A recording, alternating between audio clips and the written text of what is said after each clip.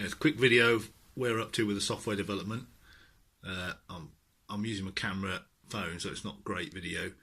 You just saw the splash screen there. Now we're onto the main display, and there we've got volts, amps, state of charge, temperature high, temperature low. I can't even read it myself. The next one, watts, watt hours in, watt hours out, charge ampere hours in and out. I haven't got the units sorted out for those yet, but that's the gist of what it's doing there.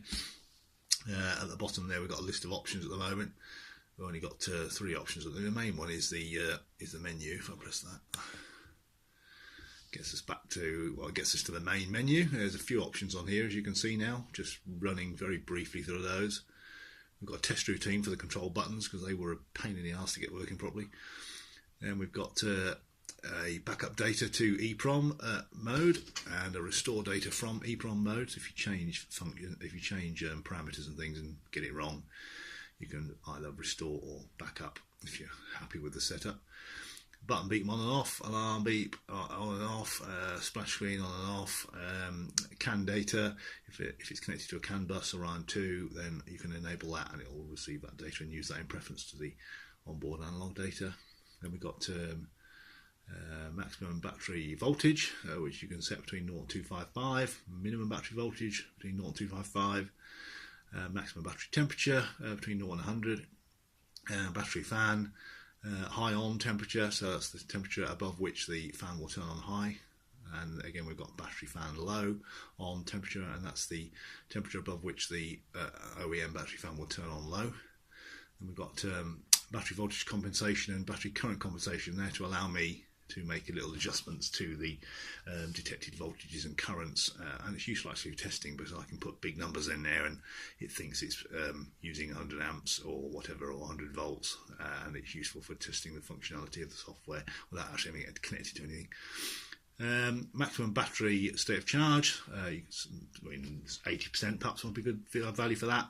You set that between 0 and 100. Minimum battery state of charge, 20%. And we've got an adjust state of charge, and that's the current state of charge. So if, for instance, you'd grid charged or whatever, or you knew your battery was 100%, you could go in there and set it at 100%, and it will then tick down and try and keep itself within the limits that you've specified in the 2 parameters immediately above that. We've now actually got it doing some actual control, so it's now amending the control bytes in the packets it's sending to the MCM to disable or enable assist or regen, depending on these parameters that we've set here. So if the battery voltage goes above the specified maximum there, then it will disable regeneration, and if it goes below the minimum there, it will disable assist. And same for temperature and state of charge and things like that. Obviously what we've got to do is, once we've got it working in the car, we've got to then enable some sort of charge profile so that it starts charging up as the state of charge slowly falls, or brings in charging routine that it decides it wants to use. So that's where we are at the minute. So a lot of work gone on in the software, and it's chugging away here. You can see these 2 LEDs flashing away. The red one there is data coming into the device from the MCM on the SCI line, and the green flashing LED is the data going out to the MCM on the back SCI line, and it's all connected to logic probes, and that's the op-amp board for the OEM current sensor, which you can see there.